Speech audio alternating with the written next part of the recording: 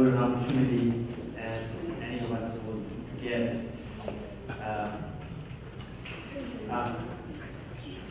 Oh, you have a question for yourself? Yeah,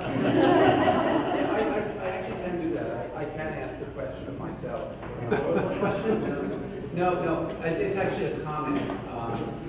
The dictionary, I was fascinated by the dictionary that you had there. And the author had, according to what you have down below, the author had worked with Jamyang, who had been sent to investigate the whole screw up over the Yongbyon expedition. And the format of the dictionary, I should point out, that it's done by category. It's not an alphabetical dictionary. It's, if you could.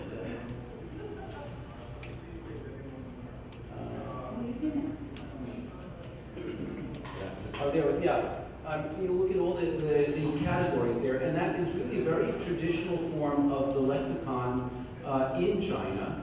And it's the form that was taken on when they began to compile, under the Changjia Lama, Changjia Ropei Dorji, began to compile things that would ultimately be part of what they call the Pentaglock dictionary, the five-language Qing dictionary, and it really follows that format. And you can still find, if you look at the five-language dictionary, which Chinese, Tibetan, Mongol, etc. You'll find it's all done by category. But astronomical terms is usually the first one that you come up with there. But I find it interesting that it maintains that rather than being an alphabetical dictionary. It maintains that format. I have a question. I have a question. I have a very short question for the audience. Does anybody have a charger for a MacBook here? They're like we weren't planning on live streaming this event, but I'm just doing this on the fly live stream, and it's really tough on my battery. But I forgot to bring my charger. Okay. Who has the next question? Anyone who's asking a question, please introduce yourself and then ask the question. Hi, I'm Dr. Kazuko Tatsumura, and I and Jamyang brought the first Tibetans to America. Actually, we were just commented before the year of 1974. Was it 1972? 75. No, or was it? You're talking about the tour that... No, the Tipa. Yeah, that's I went there in 1972, so we go a long way, and I'm so happy to see you. Anyhow, I have a question about when 13th Dalai Lama made a school. Was there any attempt to bring in some of the older elders instead of kids only? Because elders had to learn something about languages in Tibet. Was there any attempt, or it was strictly for the elementary school children only? The effort that the Zonas made was primarily elementary, but also there was a kind of this idea of secondary education, especially in the Western kind of, let's say, English education, as the Tibetans called it. That was the project that didn't succeed, and that one that a lot of historians know is half the school that was set up in Yangtze, which was closed down later, and the one in Lhasa, which is the little Papa, have to set it up, and that was closed. But the thing was, all the secondary education that when we finished the elementary education, the other education for Tibetans was first of all the monasteries. When if you wanted to be doctor of divinity, you went to Jaipur and Sarah and London. Or if you wanted to be a physician, then you joined the Menzikan. So if once you finished one of these elementary schools, then you joined the senior schools to specialize. Or if you wanted to serve in the Tibetan government, then you went to, there were two schools, one for monk officials and one for lay officials. And then people joined these. And at the same time, it was not a modern society.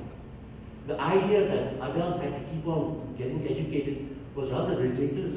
Tibetans, you work. education, it was functional. There was an idea of it being functional. And also for religion, most importantly for Tibetans was to have the ability to read the scriptures. That's why in Tibet, in spite of the fact that it wasn't modern, the literacy rate was very high. Not because of any enlightened ideas, but because people wanted to read the Pesha. And this is commented on not only by Tibetans, but by even the, Brian Hodgson, the English representative in Kathmandu. He was impressed. He said, even the dirtiest Tibetans that come down to Kathmandu, their rags, had this ability to read. He was very impressed with that. And it's not only in Lhasa. My mother, who lived in Dete for a long time, she said, actually, when she regarded the population in Dete, the literacy rate was higher than what you had in Lhasa was. In a lot of these places, primarily for religious reasons. I have a question. Yes. Thank you. Good afternoon. My name is Charles Walton. My question has to do with, since you're discussing the chronological order, some of the civility in Tibet, this has to do with the evolution of Tibetan Buddhism. I would like to first say that I had my first awakening in 1954 when I was 4 years old. I was watching the black and white newsreels from Lhasa, and Kamashal was filming them, and I think it was brought to us by Douglas Edwards from the CBS News. Now I'm 4 years old, sitting on the couch, and I'm watching Chinese on horses beat down on the Tibetan Lamas. So it flipped me out, and so since that time, I've been begging everybody, 5 and 6 year olds, 7, 8, to go to Tibet and help the Tibetans. That's my first thing I saw as a kid, as a toddler, was that this violence in my heart couldn't be tolerated. So since then, of course, I've traveled back and forth and become more of a Buddhist myself. The question I have is, in modern times, it seems that the 13th and the 14th Dalai Lama, because of their translation of the doctrine and bringing it to the communities in Tibet and the rest of the world, they have their own special way of teaching and lecturing. Is it only that since Padmasambhava at that time of from Samyoi, what in fact in the Buddhist traditional Buddhism has changed? Is it because the 14th Dalai Lama lectures the way he does and the 13th does his way? Has anything changed in the last 2,000 years in the text? And number two, is it the real fundamental controversy of the problem between, and his audience reminds his audience in Dharamsala, that Chinese Buddhism is older than Tibetan Buddhism? Is it because of the fundamental ground there that there is a controversy between China and Tibet, and that Tibet was never really a part of China because of the separation in Buddhism? And we not need to speak right now of the subtleties in the Chinese Buddhism, in Chinese art, as well as in the Tibetan. But, how should we think in the West as though we need to change both sides for an understanding of what's different? I guess the first question is, are we listening to a Tibetan Buddhism that is as modern as 2013? What has changed in the meantime? Because this is the difference between Chinese Buddhism and Tibetan Buddhism. And it seems that both sides can't get together on a modern Buddhism that we could bring around the world to maybe to start to change some of the differences. I've lost brain cells. No.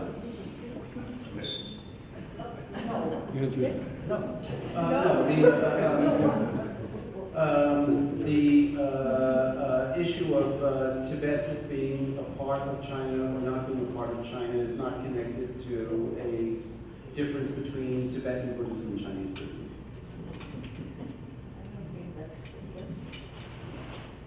Well, that was one of the questions.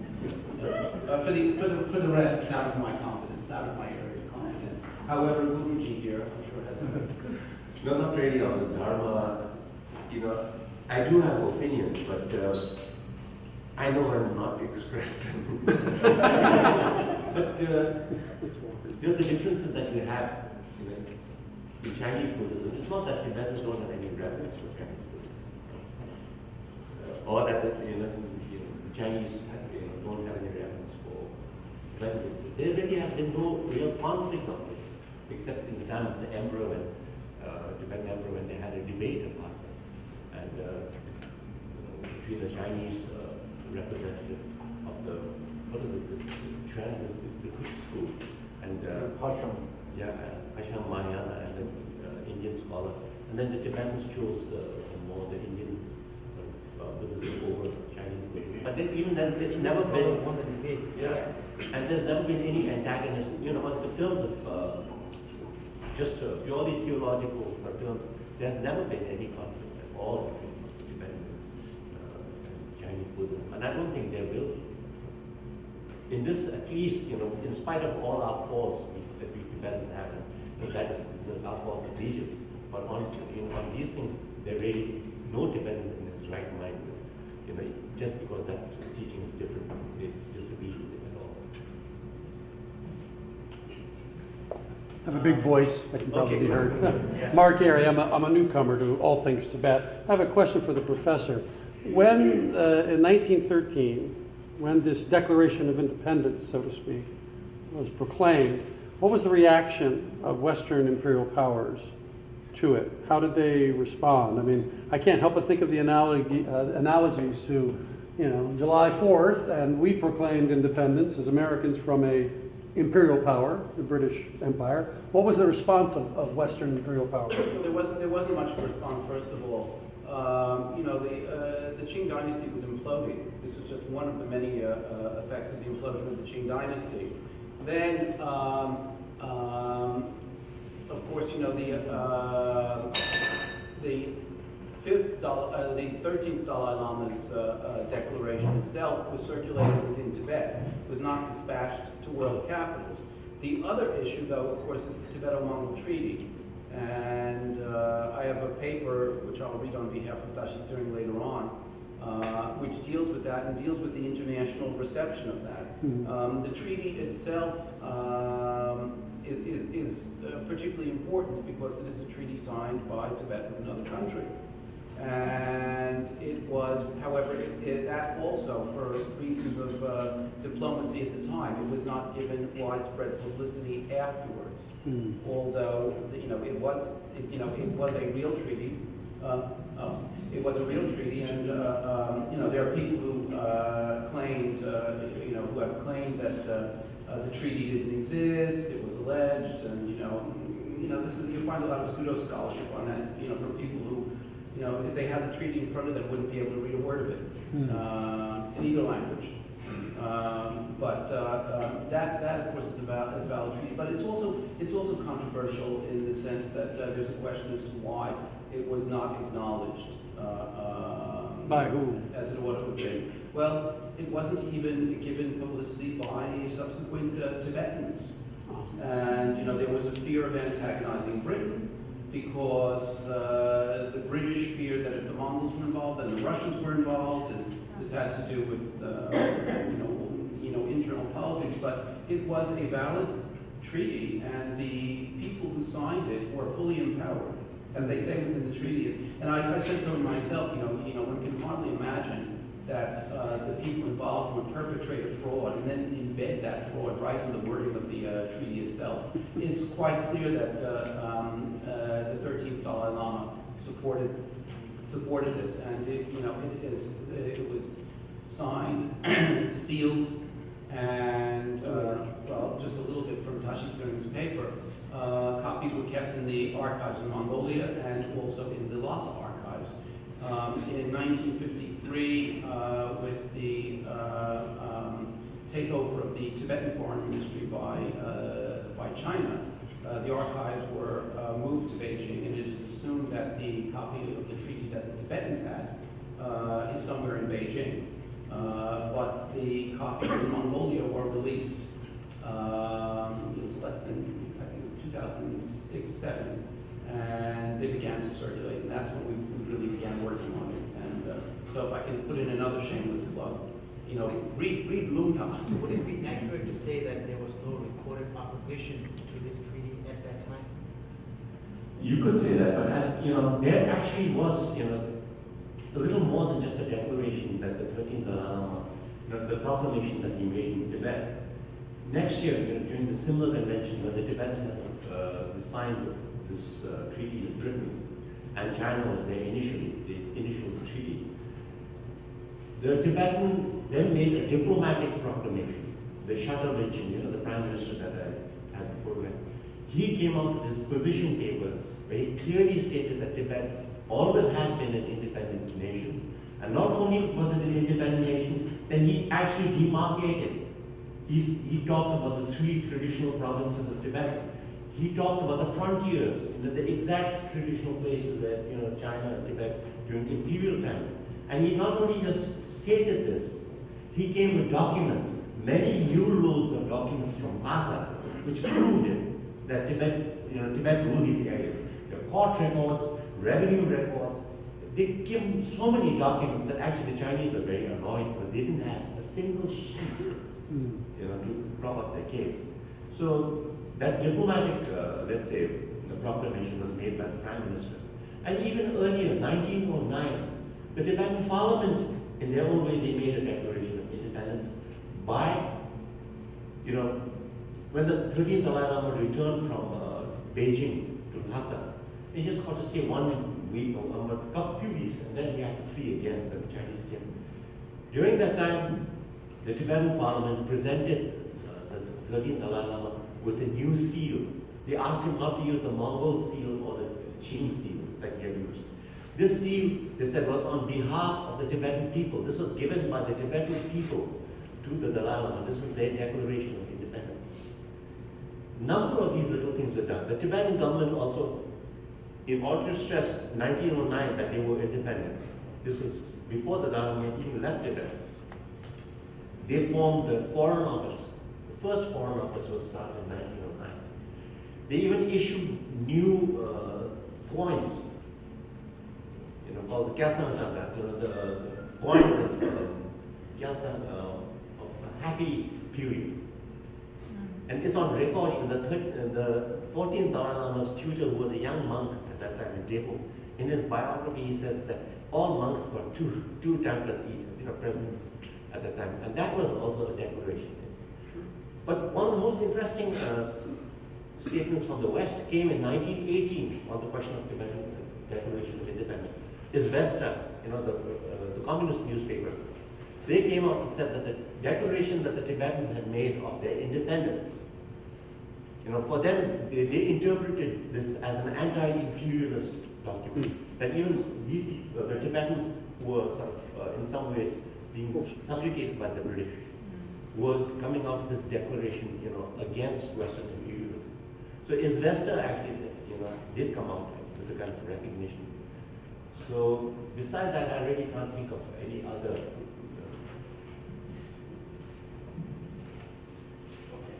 You and then. Thank you. I think I have a big enough voice. Can you hear me? My name is James Lurie, and this piggybacks on this question. And please forgive me, I came very late, so if you spoke to this, I apologize. But the Tibetan-Mongol Treaty preceded the Simla Convention, yes? So if the Tibetan-Mongol Treaty stated that it was a treaty between 2 independent nations, why then in the Simla Convention did they accept the term Chinese suzerainty over what was it, Inner Tibet and Chinese administration over Outer Tibet? That seems to be a step backward.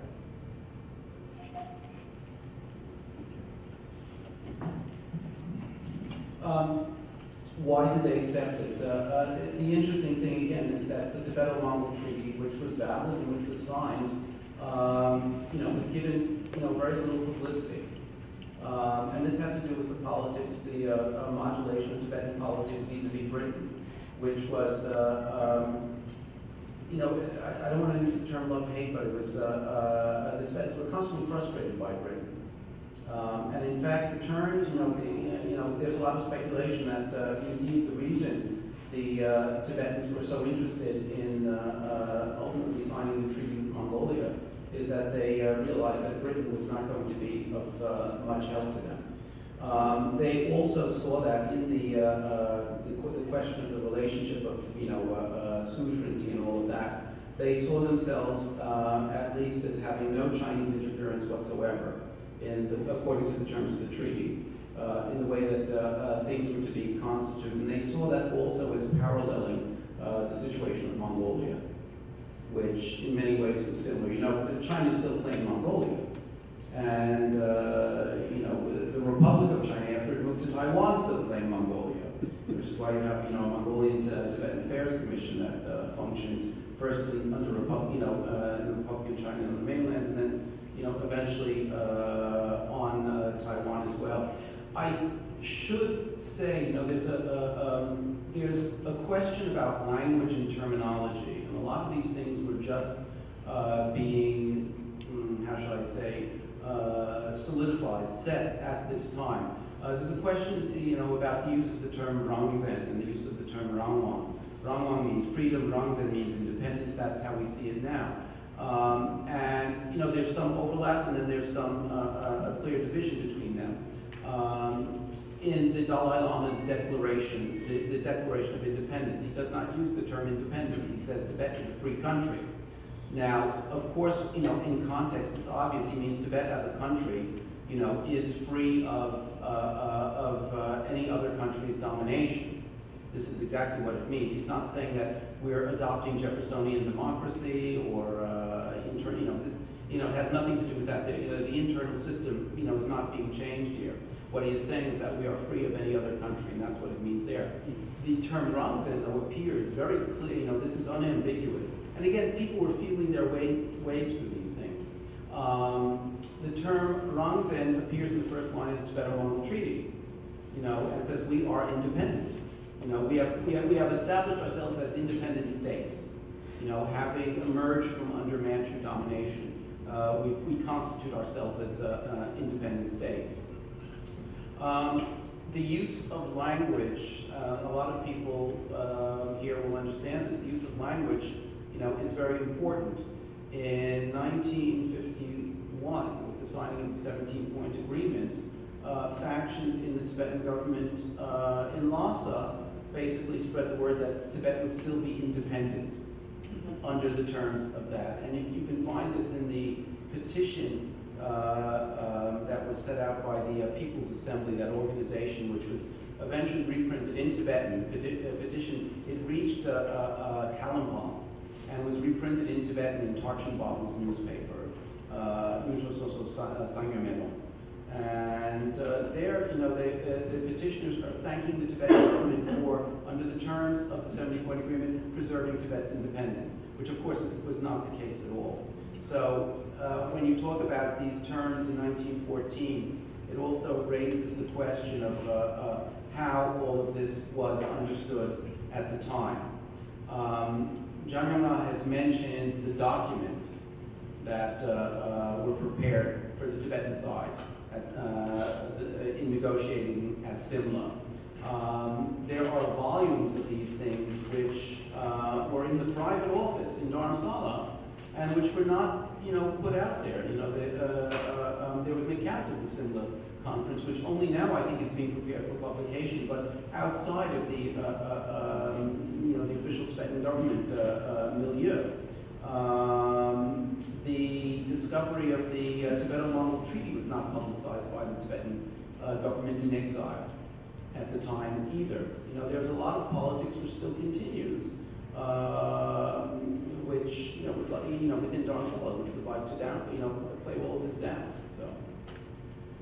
So the question of the treaty, I think one of the fears the Tibetan government had was because the Tibeto-Mongol Treaty was signed for the Tibetans. One of the signatories was the Mongol, the Korean Lordship. And the British really didn't like it. They, in a lot of the accounts of the time, it's always sinister Dorjiya. There's a whole kind of Russophobia at the time, and it was sort of personified in Dorjiya. But Dorjiya was not only a Tibetan official, he was quite a high official. He was he was on the debating partner of the Dalai Lama, and he was a real nationalist for Tibet and Mongolia. The Tibetans trusted him. But the fact that he was a signatory was one of the extra reasons why you had to pretend that treaty didn't exist. Especially when you were talking with the British. And Tibetans, like, this was the real problem. Like, the British had us by, the short hairs. They allowed us to move, to a certain extent, but then the moment Tibetans got a little too strong, we defeated the Chinese in Eastern Tibet in 1980. Then the British said, no, you better sign the treaty before you go all the way. And if Tibetans said, what if we don't sign this? You're not going to get any more ammunition. So there was, this is just the example. So Tibetans had to be very careful of how they, judge the British. And that's, in some ways, explains some of the incongruities in the way, like, we made certain declarations, but we were very reluctant to push it all the way. My question was, so according to the Chinese logic, that when you were at your height as an empire, then everything belonged to you. So then wouldn't China and India and the United States all be part of Great Britain, according to that logic? And then they're saying they're against colonialism, but it's okay when they do it, but it's not valid when anybody else does it. Honestly, when we looked at it, I liked to think that, finally, the idea of Tibet having become a part of China during the Yuan dynasty, which, really, there's no, not only the interesting thing about it really not being a valid statement, you look at a number of Chinese publications and they give different dates for when Tibet became a part of China, under the Mongols. And as I myself have said, the reason they do that is, because it never happened. In other words, it's just pulling something out of thin air. The Mongols never made Tibet, a part of China. So this new tack of saying that, well, it's always been a part of China, and that the imperial state of Tibet under the the emperors, well, that was just a separate Chinese state in the same way that after the time you had the division of China into 5 dynasties, and that was still all of China. This is a way of trying to finesse it, but I think it brings the argument to, as you pointed out, to the edge of the ridiculous. By that token, I mean, to say retroactively that all of this has been a part of China, it speaks to a certain approach to history, which is really sort of an anathema in China, which is that indeed states and peoples ebb and flow, and borders are not fixed, and identities are not fixed either, in many ways. States come and go, peoples disappear. As if that were, but this is not constant. So now to take, of course it's to put it nicely, it's irredentist, but you see a lot of this now in other. Look at the dispute over the Senkaku Gyayutai islands. All of a sudden you have the assertion of sovereignty, and if I may put in quotation marks, since time immemorial. So that's like the way to say that it's not colonialism. I should say that this is not something which is uniquely Chinese, but given China's present economic and military position now, it's something which one has to pay attention to. But again, speaking just as an historian, the assertion that the Qing dynasty at its height in the mid-18th century represents historical China, is, again, it's ridiculous. One of the arguments that Tan Xixiang made in putting this forth, he said that all of these areas represent China because the peoples within them only interacted with each other. In other words, they weren't part of any other world, as it were. But of course, you know, that gets to be extremely problematic with regard to Tibet. And, you know, the whole question of cultural and religious influences in Tibet, which clearly come from south of the Himalayas, rather than from inside the great family of the motherland. So then you would wonder, after thousands and thousands of years, why these people still speak another language? Yeah, look. How were they able to live if Look, they if spoke one another wants language? to shoot holes in this theory, it's like shooting fish in a barrel. I think on this we have to bear in mind that, you know, the issue of Tibet may be regarded as finished, but Chinese expansionism, in a sense, you know, is not done. You know, and you know, it's not politically correct to say this, but you know, like you have Nepal and Bhutan. After the 13th Dalai Lama came to Darjeeling, you know, and Manchu took over the Lhasa government. The Chinese then started making claims on Nepal. They demanded that the Nepalese send, you know, their representative to Beijing as a tribute bearing. And the Nepalese had to do it. Bhutan. So, I mean, could this issue be raised again in the future as evidence, you know, of, you know, Chinese sovereignty over these sort of states? There's always been fear in surrounding countries, even in Korea. You know, there's an area called Goguryeo between, you know, China and Korea, a kingdom. It was semi-independent for a while, but now it's part of Korea. And the Chinese, some academics made some claims some years ago, and it sent a frisson of sort of anger and fear throughout Korea. Because, you know, people were saying, now, oh, the Chinese are laying claim. And this is not the fear. It's like if North Korea collapses, you know, what's going to happen to a lot of the territory?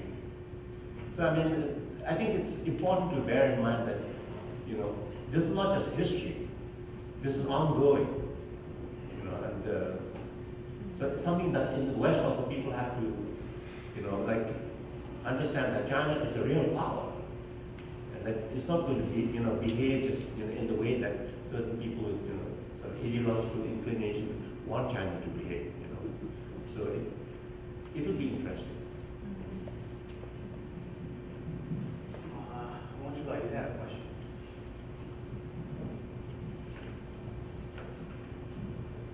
Hi, I'm Norbu Elliot US Committee. This is a question for either panelists. The last week, around the 13th of this month, Tibetans in exile had celebrations of the Proclamation of Independence. And Xinhua came out with a response claiming that the declaration was a myth or fabrication. And they specifically said that it was actually an internal letter, speech on Buddhism, that was published in 1932, and that in the declaration, the Tibetan declaration did not use the word country or nation, but referred to Tibet as a region called Pechong. And I don't know if you have a response to that. Yeah, and I saw that, and I was actually asked to comment on that by someone else. And I took a look at it, and first of all, I couldn't find, I don't know if anybody else here has read it, I couldn't find the term Pechong in there, number one. And again, you know, when one reads these things back in time, one has to be careful. I do believe in the fifth Dalai Lama's history,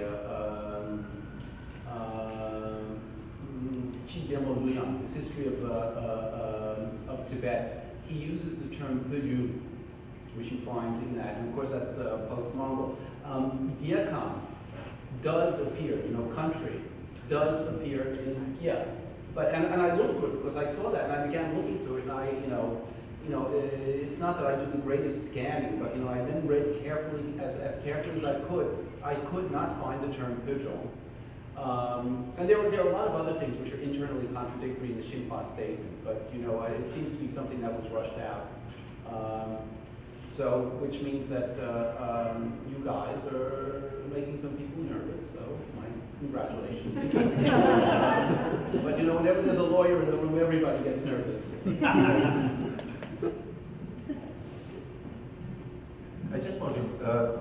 maybe not an academic statement, but some activist statement, right? I really want people to understand that we're not doing this just as a history lesson. I think it's really important, and I've always insisted that Tibetans must keep up, the struggle for independence.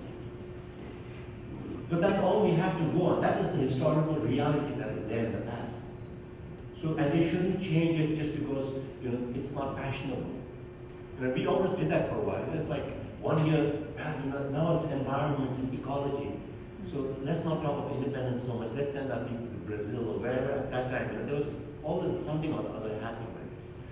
And I think it's really important for Tibetans, not just because we're nationalists or anything, but that's all really we have to go on, is this legal case for being an independent country at one point.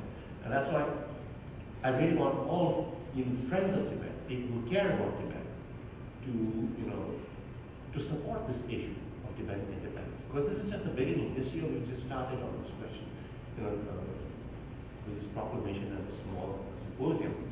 But we really want to come out with a whole campaign of bringing out the case, restructuring the whole case for an independent Tibet, bringing up not only in venues like the United Nations, but even in smaller, like in communities, having local representatives recognized all over the world that Tibetan independence, the word Rangzen, independence, becomes, in a sense, doesn't need translation. It's like when you have solidarność in Poland, nobody had to translate that. People understood at once that the logo was beautiful, you have solidarność. In that sense, I think we have to make Rangzen, independence, become kind of a new watchword for the Yep. You need a mic? Hi, my name is Karina, and I'd like to thank you for just sharing your knowledge today. As an educator working with Tibetan students, I feel like there is an extreme need for this knowledge to be passed down to the youth and the children that are growing up in the U.S. And I guess mine is more of a proposal than a question. Would you gentlemen be interested in putting together a curriculum that would teach children and future Tibetans growing up in this country about this knowledge, historically, cultural knowledge that I think along the way, because of many reasons, as we all know, have been prohibited or taken away. And I think just putting something together, I know your knowledge, it's wonderful, but we need to make it kid-friendly, if I may say. So would you gentlemen be interested in something like that? Is that something that's a possibility? I would be happy to consult, but I would feel very uncomfortable as a non-Tibetan putting together a curriculum for Tibetans. This is something that Tibetans need to do. I'm happy to answer anybody's questions. People want to consult, but this is really a Tibetan matter. Right. That's why. Yeah, it's a very great sort of I think good proposal. It's really needed, especially for children. The Tibetan history books that we have at the moment, even in Dharamsala for Tibetan children, they're very inadequate. So what I've sort of personally done, and a lot of these things, after a while, there's no point in asking people. It's best to sit down and do it yourself. I put together a little pamphlet, about independent Tibet, the facts. What are the facts? And it's fairly short. It's not really for children, but I think after a while it could be simplified even further. We could have this out for children. And of course, following up on that with culture, other things, but to start off with the political case, I think it could be made interesting because it comes with photographs, all the evidence for Tibetan independence, the national flag, and also even the old Tibetan national anthem. Our national anthem, we have a modern one, but we also have one that comes, goes back to the 17th century. That's early 18th century. So, and all this, and we even have a singer like Chechen singing this. So there's a whole lot of this thing that for children would be fascinating. With to see the Tibetan flag in the National Geographic magazine of 1936 with all the other flags of the world, and a lot of those countries don't exist anymore, then you realize actually, oh, Tibetan independence is not just something that the Tibetans thought up recently. It can go that far back. So for children, I think it'd be amazing. And thank you very much. I'll try to work on this and get other people to make it for children. Yeah, I'd just like to add one thing. There are a good number of very knowledgeable, very learned Tibetan scholars within the Tibetan community. I mean, you don't really need me. I mean, I don't want to put it that way. I mean, I wasn't asking you No. specifically. No, but what I want to say is that a lot of Tibetan scholars inside the PRC, inside Tibet and outside and in exile. And, unfortunately, within the exile environment, they often don't get the attention, and their work doesn't get the attention from other Tibetans or from official Tibet that it needs to get. But they are there. They are there. So, in other words, you have all the tools and all the personnel, already to put together this curriculum. 1 second. Let's see if we have questions from people who haven't had a chance yet. Anyone? It's a comment for this. Jamyang is known as a kind of a extreme independent movement header. And it is a little bit of conflict. I don't think it's conflict at all myself, but in many of the Tibetans and many of the Americans, it is still different than His Holiness's view. So when you do something like this of claiming for independence, which is, I am all for it, but how would you explain the difference between His Holiness and yourself and your position? Of course, first thing, it's the personalities. His Holiness, the Dalai Lama, is a spiritual person, in the full sense of the term. His interest primarily, as we Tibetans say, is all sentient beings. It's not only Tibetans. So when he talks of world peace, of China and Tibet, like getting along, even if Tibetans have to give up their independence, you're part of China as long as the Chinese give us a certain amount of autonomy. And this attitude is not wrong in the ultimate sense. Even having nation states is rather silly, maybe in the 23rd, 24th century. We might all just, after a while, so, intermarriage, this thing and that thing, might all become one blind, uniform population in this world. But that's the future. For me, the thing is, the difference is, I am not His Holiness. I don't, I'm not too concerned with what's going to happen tomorrow, or whether the asteroid's going to hit us, or I'm concerned with the now, with my people suffering and dying in Tibet, and we all know what's happening there. And what do we do? And for me, that's why independence is important, because there is no space for us within the Chinese occupied Tibet. They have been genocide in Tibet, acts of genocide in the past. Right now, people are not being massacred as they were in the 70s, 60s, and 70s. But they are pushing us to a kind of functional extinction. As an identity, if we leave things as it is, we're going to disappear or become objects of pity and interest from anthropologists, maybe like the native Australians or something in the future. And that's why I feel I am not, in a sense, an ultra-nationalist. I consider myself a kind of man of the world. Culturally, I'm as Westerners, as I'm Tibetan.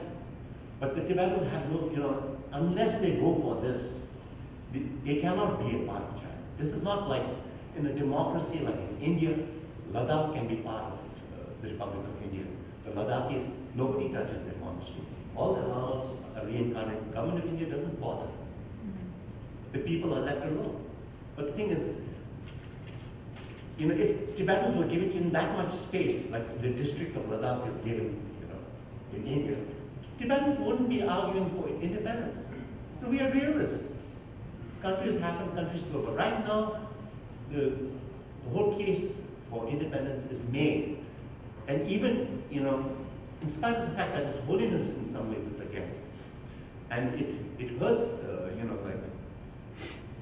it hurts our feelings to go against it. And my friend Hassan Singh said, it's totally unfair. Why should I have to choose between the Dalai Lama and independence? I want both. But the problem is it's difficult because His Holiness is also a very strong-minded person.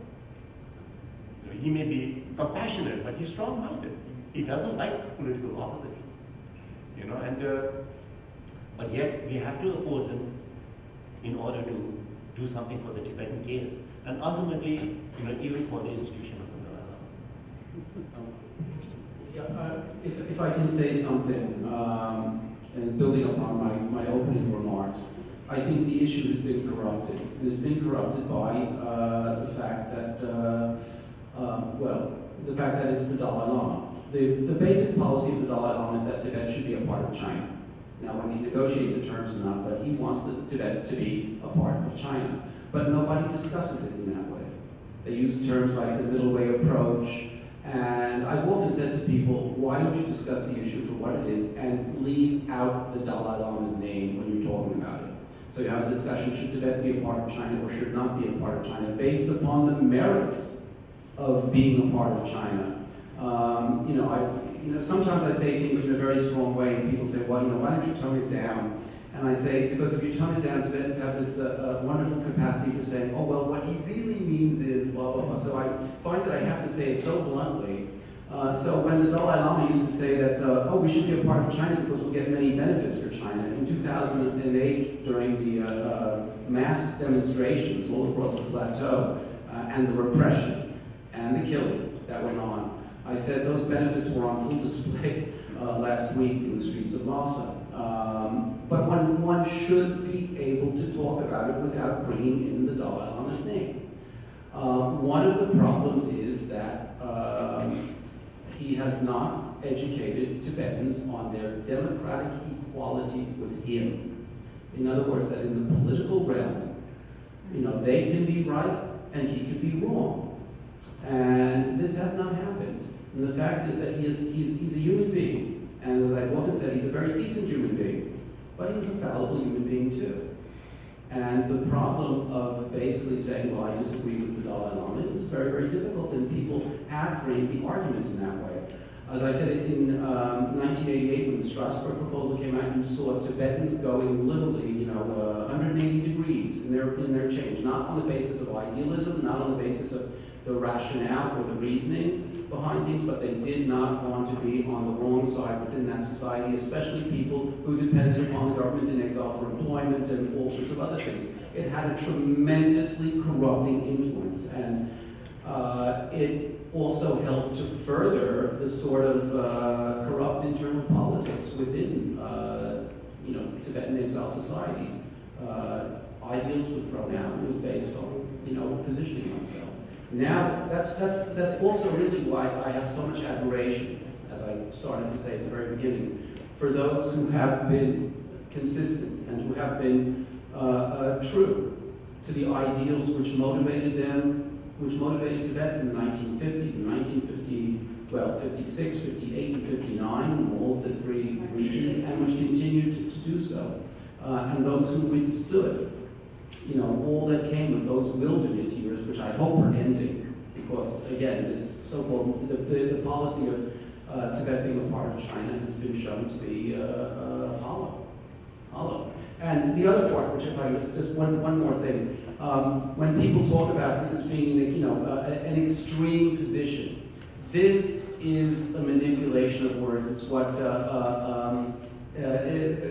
Bill Clinton would call triangulation, Tony Blair would call the third way. You make sure you impute extremes to your opponents, and you present yourself as being in the middle. The fact of the matter is that the Tibetan Youth Congress is not a terrorist organization. It is not a violent organization. Everybody here, whatever their positions, I think most of them are basically discussing nonviolent strategies and nonviolent policies.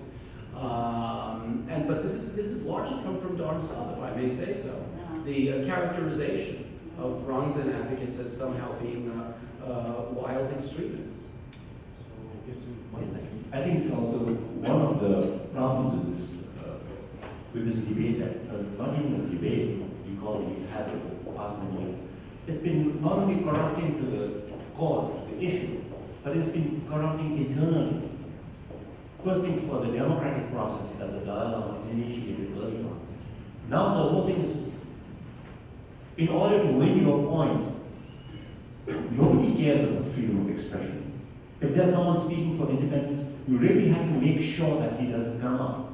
So what do? You deny him that.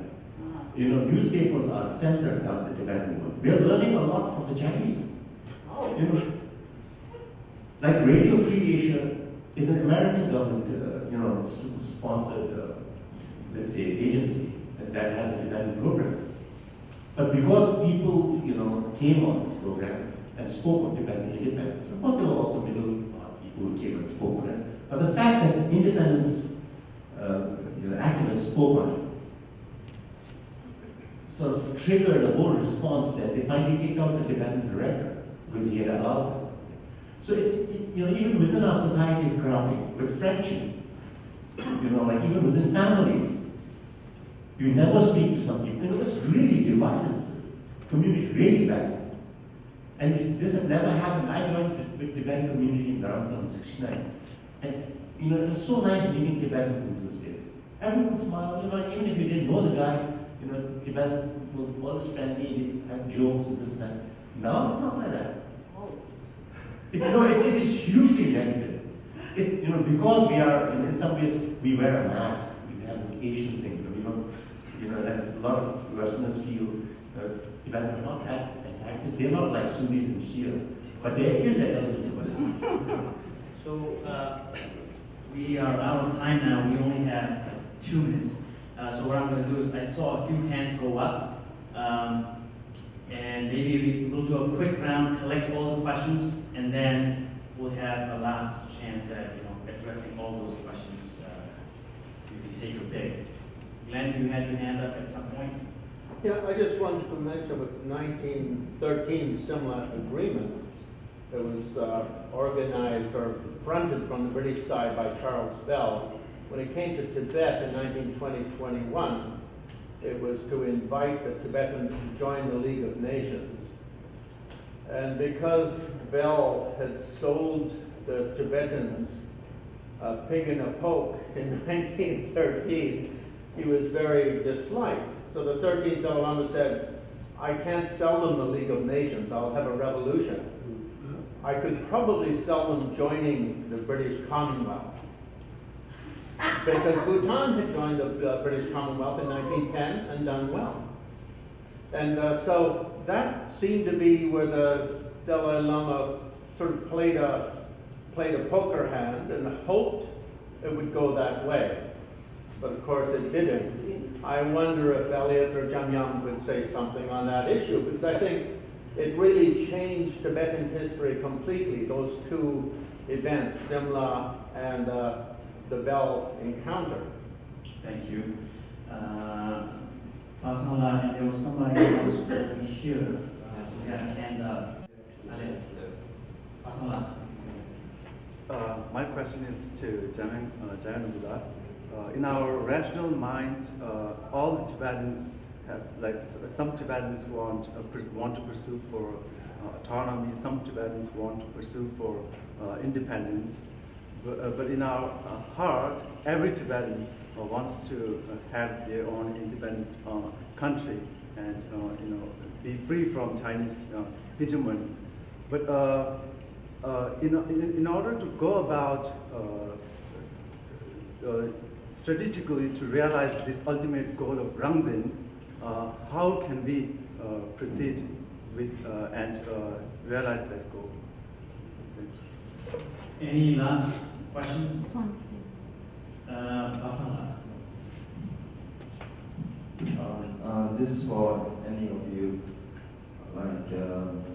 The U.S. government, I don't remember exactly, during the President Senior Bush or Reagan, when I was in India, I read a news article about a bill that was passed, kind of, Tibet was an occupied nation or country. And if that remains the bill, then the US government stands for Tibet becomes an occupied nation or country. If that's so, if the Democrat or Republican, if whoever comes in the government, then the bill should remain always same, no matter what the parties are. In the recent Obama's visit to Beijing, he categorically mentioned that Tibet is a part of China. So can you please enlighten a little bit? I'll have to stop here. 2 minutes each, you can answer whichever question you would like and also make a concluding statement. Yeah, just very, very briefly. That was the sense of the Congress. You know, it was not a binding bill upon the United States government that had to pursue this as a policy. And Congress often passes these bills which actually have no legal effect other than expressing the sense of the Congress. And that's the way, and that's how the State Department explained it to China too. That it was one branch of the government, you know, we're the tripartite branch. Yeah, with regard to the post-Simla business, you know, the problem is there were a lot of things that people thought of and, you know, never actually went forward. And in some sense, it's very, very sad. The Tibetans and the Tibetan officials, particularly after the death of the 13th Dalai Lama, just proceeded along as if, you know, everything was manageable, nothing was going to change drastically, and they didn't, you know, they really didn't realize that, you know, how quickly the sands were shifting in the international environment. They did some really horrible, horrible missteps as well during that period. And there was something, was another issue? Yeah, okay. On Glenn's point, I just want to stress the real problem that the Dalai Lama had the moment he got back and started this whole idea of modernization and independent Tibet was opposition from the monasteries. You know, and it's not, I'm not saying condemning the whole kind of clergy in Tibet, because there were a lot of monk officials who were very enlightened, like Kalama Chimaka, who fought in Eastern Tibet.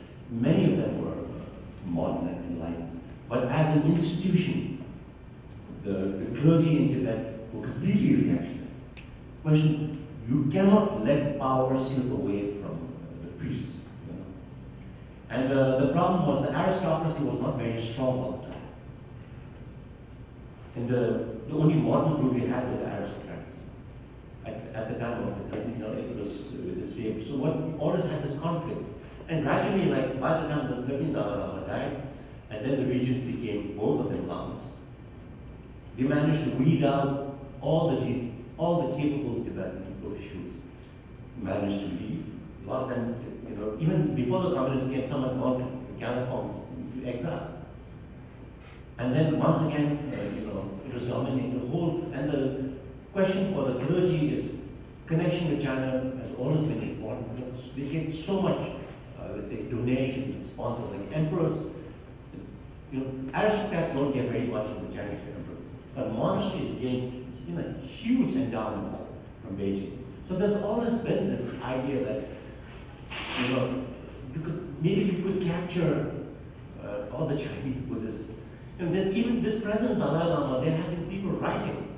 There's a Chinese, Canadian Chinese, who's got this campaign telling Tibetans not to talk about independence because he wants to make the Dalai Lama the chaplain of, you know, the great high priest of China. And the first thing that Tibet, in order for him to get that power, you know, all over China, which would be wonderful, in order to do that, Tibetans must be not talk of independence because that annoys the Chinese people. So all these, sort of, let's say, ultimately ridiculous ideas, you know, have been harming Tibet right from the past.